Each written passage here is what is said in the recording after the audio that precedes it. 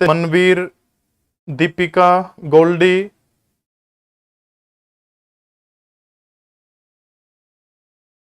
चलो शाबाश।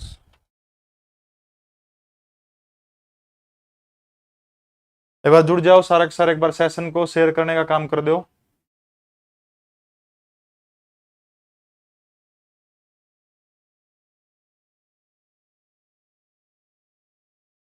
सब क्लियर है? ओके चलो भाई ठीक है, काम शुरू करें आज का भाई। राम राम जी। आज की स्पेशल क्लास हरियाणा जी के, हरियाणा करंट अफेयर, नेशनल जी के, नेशनल करंट अफेयर की होगी। और यह क्लास हरियाणा सीईटी खातर स्पेशल क्लास है, ठीक है। तो आज का पहला प्रश्न जो है वो आप स्टार्ट करने लग रहे हैं। तो सबसे पहला प्रश्न देखो क्या है, निम्न में से कौन सा देश, चलो ये एक बार दूसरा प्रश्न आ गया। पहला प्रश्न है, मोहिंद्र प्रताप चंद एक प्रसिद्ध कवि है, उनकी काव्य भाषा क्या है? ठीक है, मोहिंद्र प्रताप चंद के बारे में पूछा गया है। तो आपने ध्यान रखना है, साल 2020 के अंदर मोहिंद्र प्रताप चंद का निधन हो गया था। ठीक है, निधन क्योंकि करंट में हुआ है तो याद रखना 2020 के अंदर इनका निधन हुआ था।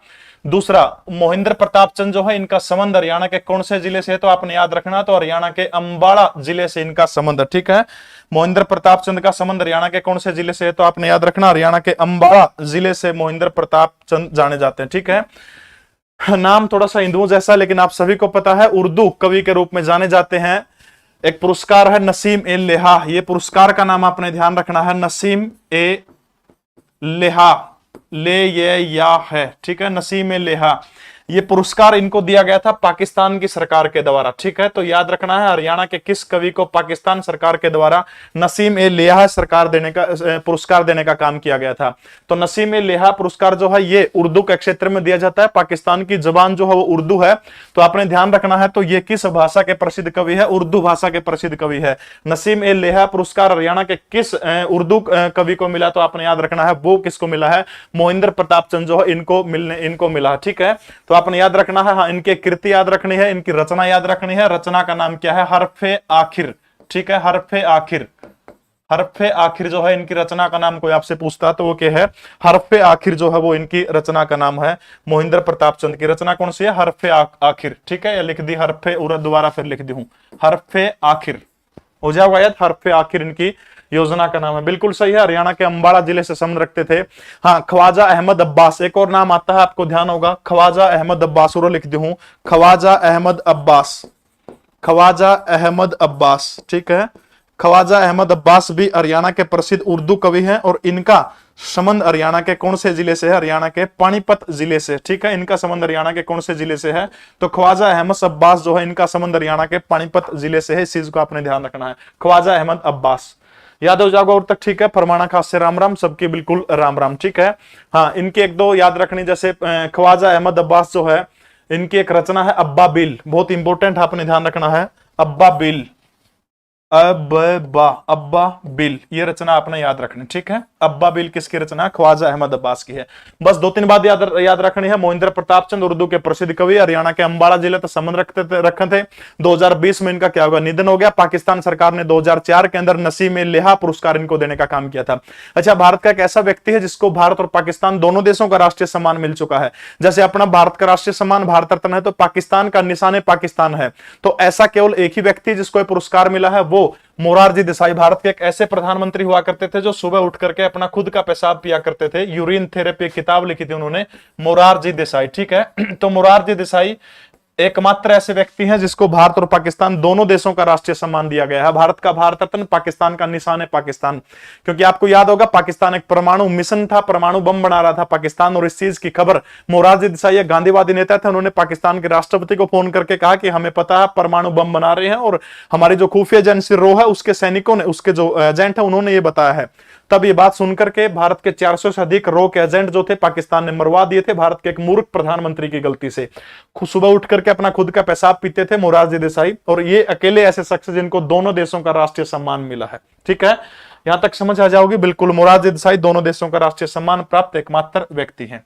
अगला प्रश्न देखो, निम्न में से किस देश के पास में वीटो पावर नहीं है? मैं बात कर रहा हूं यहां पर संयुक्त राष्ट्र संघ की। ठीक है, तो आपने ध्यान रखना, संयुक्त राष्ट्र संघ के स्थायी सदस्य कितने हैं? 5, और उन्हें पांचों के पास में क्या है? वीटो पावर है। तो पांचों के नाम याद रखने खातर आसान सी ट्रिक है, रूस का फेस। ठीक है, रूस का फेस। भारत को भी इसमें मिली थी वीटो पावर, लेकिन पंडित नेहरू ने मना कर दिया था कि चीन हमारा मित्र है तो चीन को दे दीजिए, ठीक है। तो रूस का फेस जो है, रूस, फ्रांस, अमेरिका, चाइना, इंग्लैंड, रूस, फ्रांस, अमेरिका, चाइना, इंग्लैंड, रूस, फ्रांस, अमेरिका, चाइना, इंग्लैंड, रूस, फ्रांस, अमेरिका, चाइना, इंग्लैंड। ये 5 देश है जिन 5 देशों के पास में क्या है, वीटो पावर है। तो फ्रांस भी है, ब्रिटेन भी है, चाइना भी, तो इटली बच गया। इटली के पास में जो संयुक्त राष्ट्र संघ के अंदर क्या है, वीटो पावर नहीं है। किसके पास नहीं है, इसके पास नहीं है, इटली के पास में। भारत के पास में भी कोई। अच्छा, उर्दू का थोड़ा सा जिक्र चल रहा था। एक सरासर लेखक हरियाणा के, थोड़ा सा बता दूं मैं, जैमिनी सरासर। किस किस ने नाम सुना है, जैमिनी सरासर, जैमिनी सरासर। देखो, जिस भी रचना का पाछा सरासर शब्द मिल जाओ अपने, तो वह जैमिनी सरासर की रचना होगी। कोई भी रचना हो, सरासर शब्द मिल गया तो जैमिनी सरासर की। जज्बाते सरासर, नगमाते सरासर, ठीक है, जज्बाते सरासर, नगमाते सरासर, गिरसाते सरासर, जिसका पाछा सरासर मिल गया वो किसकी रचना मिलेगी, तो जैमिनी सरासर की रचना मिलेगी। और जैमिनी सरासर भी जो है वो हरियाणा के प्रसिद्ध क्या है, उर्दू कवि है, जैमिनी सरासर।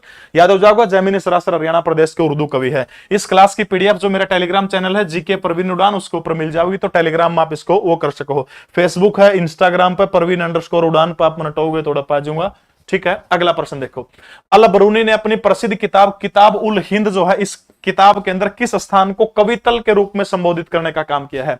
अल बरूनी जो है महमूद गजनवी के साथ में हिंदुस्तान के अंदर आया था, और आपको याद होगा इसको विश्व का प्रथम मुस्लिम भारतवेता कहा जाता है, ठीक है, विश्व का प्रथम मुस्लिम भारतवेता। एक प्रश्न आओ नेशनल जीके में कि विश्व का प्रथम मुस्लिम भारतवेता यानी भारत के बारे में गहन जानकारी देने वाला पहला मुस्लिम व्यक्ति कौन है। तो आपने ध्यान रखना कि भारत के बारे में पहला जो गहन जानकारी देने वाला मुस्लिम व्यक्ति है वो कौन है, तो आपने याद रखना है अल बरूनी है, ठीक है। अल बरूनी जो है, अल बरूनी ने पुराणों का अध्ययन किया था। 2 प्रश्न उड़ता अल बरूनी के बना है। दूसरा महत्वपूर्ण प्रश्न क्या है, आपने याद रखना, दूसरा प्रश्न ये है कि वेदों और पुराणों का अध्ययन करने वाला पहला मुसलमान कौन था, तो आपने याद रखना है अल बरूनी जो था वो वेदों और पुराणों का अध्ययन करने वाला पहला मुसलमान था, ठीक है। इसने किताब लिखी थी, किताब का नाम क्या है, किताब उल हिंद। कौन सी किताब लिखी थी, किताब उल हिंद लिखी थी इस बंदे ने। और किताब उल हिंद जो है अरबी भाषा के अंदर लिखी थी। कौन सी भाषा में लिखी थी, अरबी भाषा में। लेकिन इसका हिंदी में नाम पूछे कि किताब उल हिंद ने हिंदी में क्या कहोगे, तो आपने याद रखना, एक पेपर मारा था, भारत के दिन नामक किताब किसने लिखी थी, ठीक है। तो भारत के दिन नामक किताब जो है वो किसने लिखी थी, अल बरूनी ने लिखी थी। यानी भारत के दिन कह लो चाहे इसने या कह लो के नाम है किताब उल हिंद कह लो चाहे भारत के दिन कह लो, एक के बात है सारे के सारे, ठीक है। दोनों आपने याद रखना। तो अल बरूनी ऐसा पहला व्यक्ति था। अल बरूनी बहुत विद्वान आदमी था, लगभग 140 किताब अल बरूनी ने लिखने का काम किया था। कितनी किताब थी, 140। यानी भारतीय इतिहास के बारे में जानकारी देने वाला पहला मुस्लिम व्यक्ति पूछ ले तो कौन है, अल बरूनी हो जाएगा। भारतीय इतिहास के ऊपर विदेशी, ऐसा विदेशी जिसने पहली बार किताब लिखने का काम किया था, तो चंद्रगुप्त मौर्य के दरबार में आपको याद होगा मेगस्थनीज आया था। तो मेगस्थनीज जो है भारतीय इतिहास के बारे में लिखने वाला पहला मुस्लिम व्यक्ति है। इंडिका भारतीय इतिहास के ऊपर लिखी गई पहली विदेशी किताब है। या जो किताबुल हिंद जो है, इसके अंदर कवितल के रूप में किसको संबोधित किया, तो आपने याद रखना कपिस्थल भगवान हनुमान की जन्मस्थली कैथल जो है, कैथल को क्या कहा गया, इसने याद रखना कैथल को अल बरूनी ने अपनी किताब के अंदर किसका जिक्र किया है, तो कवितल के रूप में इसने संबोधित करने का काम किया है।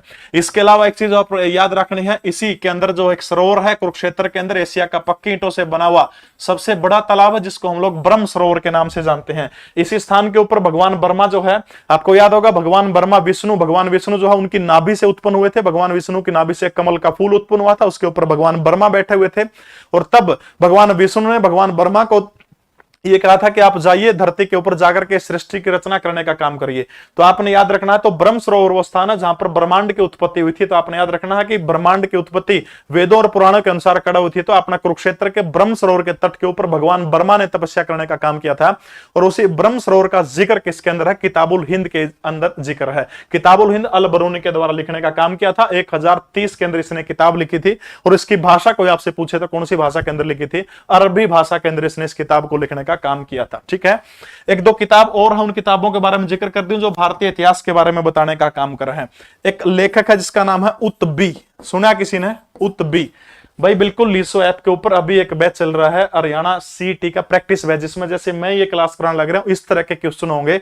14 के 14 सब्जेक्ट लाइव चलेंगे सारे के सारे। तो हरियाणा सीटी का प्रैक्टिस बैच है वो आप ले सकते हो। ठीक है, तो इसने किताब लिखी थी तारीख यामीनी। ठीक है, तारीख यामीनी।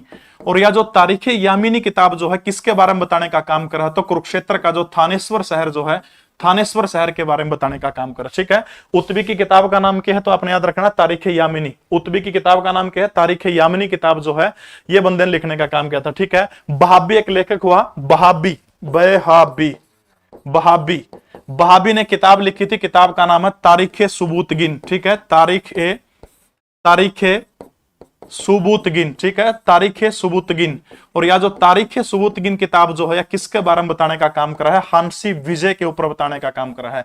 जो हरियाणा के हिसार जिले का हांसी शहर जो है, जिसके ऊपर जॉर्ज थॉमस का कब्जा था, राजधानी थी, उसी हांसी विजय के बारे में तारीख सुबूतगिन किताब बताने का काम करा। और यह किताब किस बंदे ने लिखी थी, बहाबी नामक बंदे ने लिखने का काम किया था।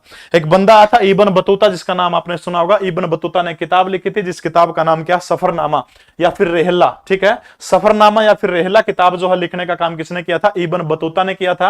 और इब्न बतूता अपनी किताब के अंदर यह बात कहा कि हरियाणा का सिरसा जो जिला, जो सिरसा जिले के अंदर लाल रंग का चावल होया करता। ठीक है, यानी इब्न बतूता की किताब रेहला के अनुसार लाल रंग का चावल हरियाणा के कौन सी जगह पर होया करता, तो याद रखना हरियाणा का सिरसा जिला, जो हरियाणा के सिरसा जिले में लाल रंग का चावल होया करता। और उस लाल रंग के चावल की डिमांड जो थी वो दिल्ली के अंदर बहुत ज्यादा होया करती। ठीक है, बस ये चीज आपने याद रखनी है। 4-5 चीज याद हो जाओगी आपका। उत्बी ने तारीख यामिनी लिखी थी, थानेश्वर के बारे में बताने का काम करा। बहाबी जो था उसने तारीख सुबूतगिन लिखी थी, हांसी विजय के बारे में बताने का काम करा है।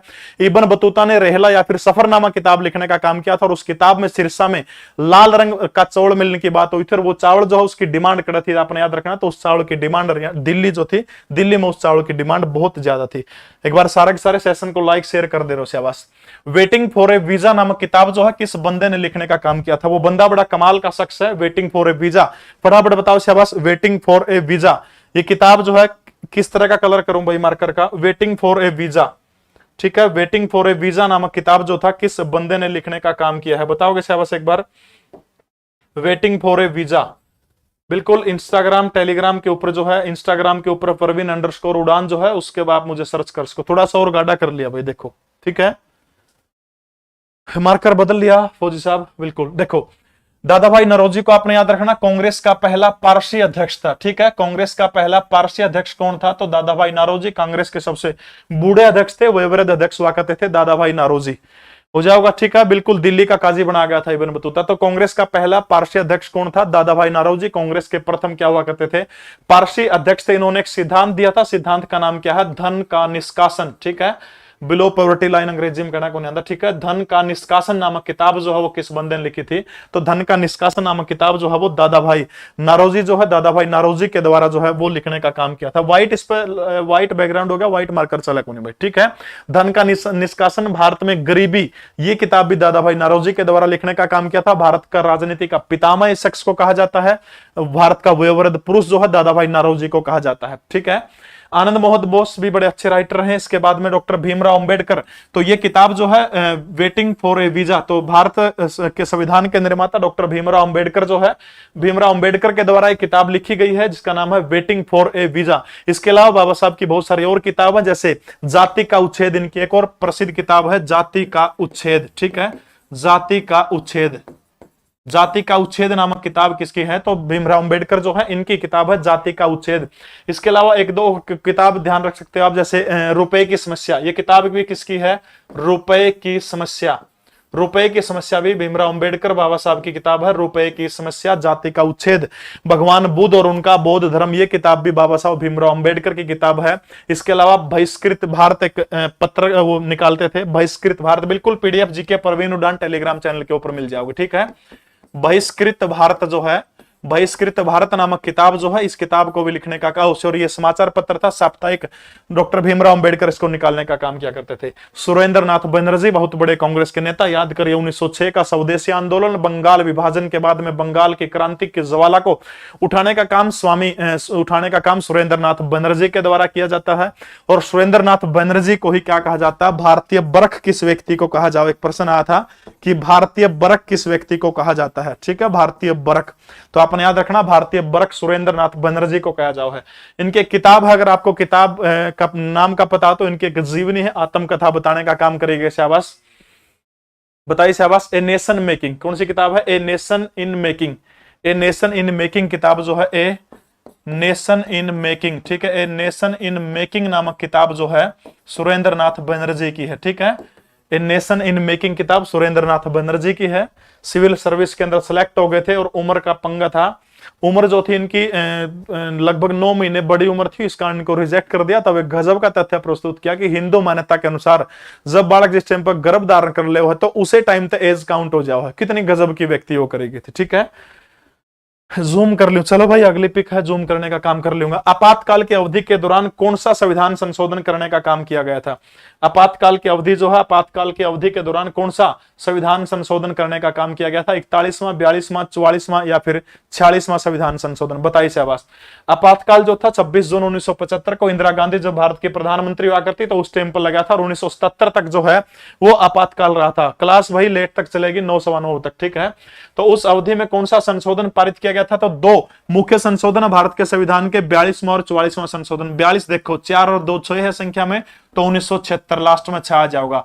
44वां संविधान संशोधन 4 और 4 8 है, तो लास्ट में 8 आ जाएगा 1978 के अंदर। तो 75 से लेकर के 77 तक जो था लगभग 21 महीने तक जो था आपातकाल रहा था। तो इस बीच में कौन सा आ जाओ? तो 42वां संविधान संशोधन 1976 के अंदर हुआ था। आपातकाल के दौरान कौन सा संविधान संशोधन हुआ था? तो आपने याद रखना है। तो आपातकाल के दौरान 42वां संविधान संशोधन 1976, इसको भारत का लघु संविधान इसको कहा जाओ है। 2-3 बातें इसके आपने ध्यान रखनी है। भारत के संविधान की प्रस्तावना जो है, प्रस्तावना ऑस्ट्रेलिया से लेने का काम किया था, शब्द अमेरिका से लेने का काम किया था, भाषा ऑस्ट्रेलिया से ली थी अपन है। और भारत के संविधान की प्रस्तावना जो है, जब पंडित जवाहरलाल नेहरू ने 13 दिसंबर 1940 को संविधान का उद्देश्य प्रस्ताव पारित किया था, तो उसी उद्देश्य प्रस्ताव को बाद में प्रस्तावना का रूप देने का काम कर लिया गया था। ठीक है, और भारत के संविधान की प्रस्तावना जो है उसमें केवल एक बार ही संशोधन किया गया है, और वो संशोधन कद करा गया था? वो 42वें संविधान संशोधन 1976 के अंदर भारत की 3 शब्द जोड़ने का काम किया गया था, समाजवाद, धर्मनिरपेक्षता और अखंडता। 3 शब्द प्रस्तावना में पहली बार संशोधन कब हुआ था? तो 42वें संविधान संशोधन 1976 के दौरान। मिनी कॉन्स्टिट्यूशन ऑफ इंडिया किसको कहा जाता है? तो 42वें संविधान संशोधन को मिनी कॉन्स्टिट्यूशन ऑफ इंडिया कहा जाता है। अगला प्रश्न है, किस मुगल शासक ने बात कही थी कि भारत के गांव पल भर में उजड़ जाते हैं? एक मुगल बादशाह है और उस मुगल बादशाह ने एक बात कही थी कि भारत के गांव पल भर में उजड़ जाते हैं। ये मुगल बादशाह जो था खरबूजों का बड़ा शौकीन हुआ करता था। इसके अलावा जो गे प्रश्न होते हैं उनमें बड़ा इंटरेस्ट था। महिलाओं में इस मुगल बादशाह को कोई भी किसी प्रकार का इंटरेस्ट नहीं था। ये पहला मुगल बादशाह था जिसने पानीपत के प्रथम युद्ध के बाद में हिंदुस्तान के ऊपर जो था कब्जा किया था। मुगल वंश की स्थापना भारत के अंदर करने का काम किया था। उमर शेख मिर्जा उसका बेटा था। ये 14 फरवरी 83 को इसका जन्म हुआ था फरगना के अंदर। और बाबर था, बाबर ने एक बात कही थी कि भारत के गांव जो है वो पल भर के अंदर उजड़ जाते हैं। सुनीता सर मेरी हाइट छोटी है, ए छोरी 20-25 साल की हो गई, जद भी को आएगा अगर रिश्तेदार आएगा 5 रुपये दे जाएगा, ले कुरकुरे खा लिए, क्या करेगा हाइट बढ़ा के? मैं क्या दवाई बेचूं वहां से काम कर, क्यों मेरी रिदम तोड़ने लग रहे हो? तो किस मुगल बादशाह ने कहा था? बाबर ने बात कही थी। बाबर जब पहली बार दिल्ली के चांदनी चौक के अंदर आया था तो बाबर को महिलाओं के अंदर बिल्कुल भी इंटरेस्ट नहीं था। और उसके बाद में एक लड़का उसको अच्छा लगने लग जाता है। और जब वो लड़का अच्छा लगने लग जाता है तो बार बार उस लड़के को देखने के लिए दिल्ली के चांदनी चौक के अंदर वहां से बाबर जी चले जाते हैं। बाबर खुद बाबरनामा का पेज नंबर 125 में खुद एक्सेप्ट करता है कि मुझे महिलाओं में कोई इंटरेस्ट नहीं था। उसकी माँ कहती है 3-3 बीवियां हैं, इनकी तरफ ध्यान कर। पता नहीं ऐसे महाशय को इतने सारे पुत्र जो थे कैसे हो जाते हैं। तो बाबर ने एक बात कही थी, अब आपने बात याद रखनी, भारत के गांव पल भर में उजड़ जाते हैं। बात किसने कही थी? बाबर ने कही थी। सूर्योदय की धरती जापान से किस लेखक की यात्रा का वृतांत है? सूर्योदय की धरती जापान से ये जो है एक लेखक है और उस लेखक का नाम आपने बताना। ये किताब किस बंदे ने लिखी है? नाम है मदन गोपाल शास्त्री, धन सिंह, मंजीत शर्मा मीरा या फिर शेखर गुरेरा। बताइए शाबाश।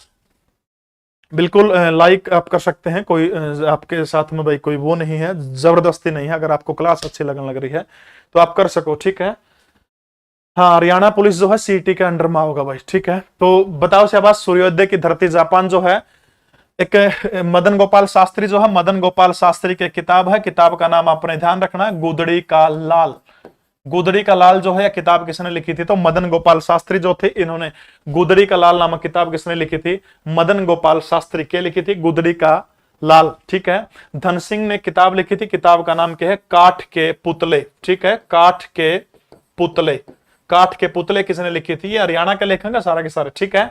इसके बाद में शेखर गुरेरा जो है, शेखर गुरेरा ने किताब लिखी थी सूर्योदय की धरती, जापान से जो है यह किताब किसने लिखी थी, शेखर गुरेरा के द्वारा इस किताब को लिखने का काम किया गया था। एक रह गया मंजीत शर्मा मीरा, इसकी किताब का नाम है अस्तित्व, ठीक है, अस्तित्व, अस्तित्व नामक किताब लिखी थी मंजीत शर्मा मीरा ने। और शेखर गुरेरा ने जो है सूर्योदय की धरती, जापान से इसको लिखने का काम किया था।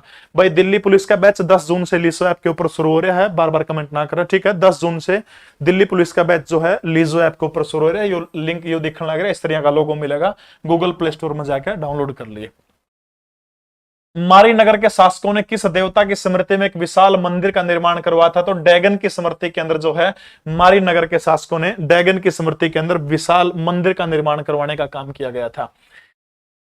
मान्यताओं के अनुसार पचांडा तीर्थ का निर्माण किस व्यक्ति के द्वारा किया गया था? जो पचांडा तीर्थ जो है, तो पचांडा तीर्थ जो है इसका निर्माण भगवान शिव, विष्णु, भगवान कृष्ण या इनमें से कोई नहीं, तो आपने याद रखना भगवान शिव जो है, तो पचांडा तीर्थ का निर्माण जो है किसके द्वारा किया गया था? भगवान शिव के द्वारा किया गया था।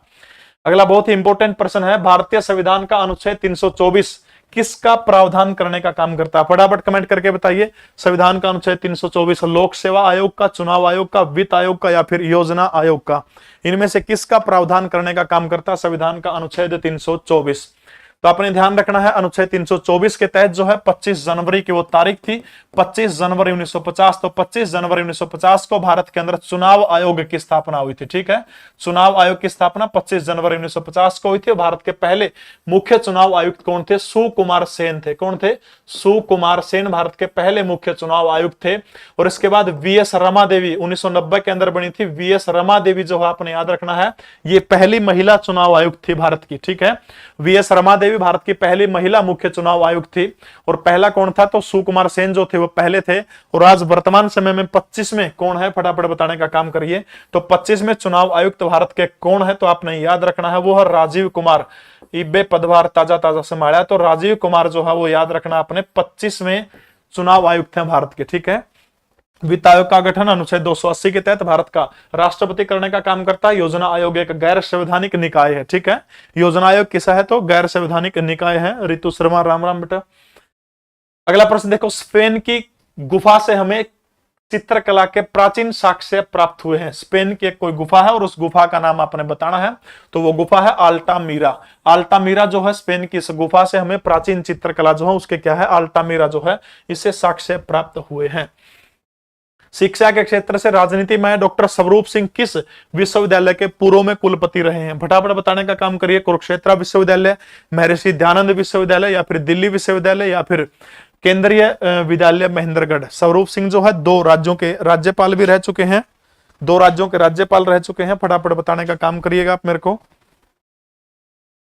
तो आपने याद रखना दिल्ली विश्वविद्यालय के कुलपति रहे हैं, ठीक है। स्वरूप सिंह जो है दिल्ली विश्वविद्यालय के क्या रहे हैं? कुलपति रहे हैं। भाई राम राम सबके होगी, मोहित रोहिला राम राम, ठीक है। अल्टामीरा तो आपने याद रखना केरल और गुजरात के राज्यपाल ये रह चुके हैं, ठीक है। केरल और गुजरात, तो दिल्ली यूनिवर्सिटी के जो है कुलपति रह चुके हैं स्वरूप सिंह। मणिपुर एक स्वदेशी खेल, मणिपुर भारत के मणिपुर राज्य का जिक्र है और देखो फटाफट।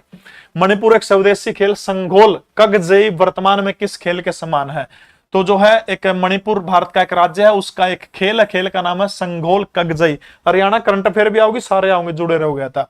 क्रिकेट, पोलो, बॉक्सिंग, तो आपने याद रखना पोलो जो है पोलो के समान है। पोलो को एक चीज और आपने ध्यान रखनी है, 13 सितंबर 1948, 13 सितंबर 1948 को एक ऑपरेशन चलाया गया था जिस ऑपरेशन का नाम है ऑपरेशन पोलो। और इसी ऑपरेशन पोलो के तहत में क्या किया गया था? आपने ध्यान रखना है ऑपरेशन पोलो के तहत जो है 13 सितंबर को क्या किया गया था?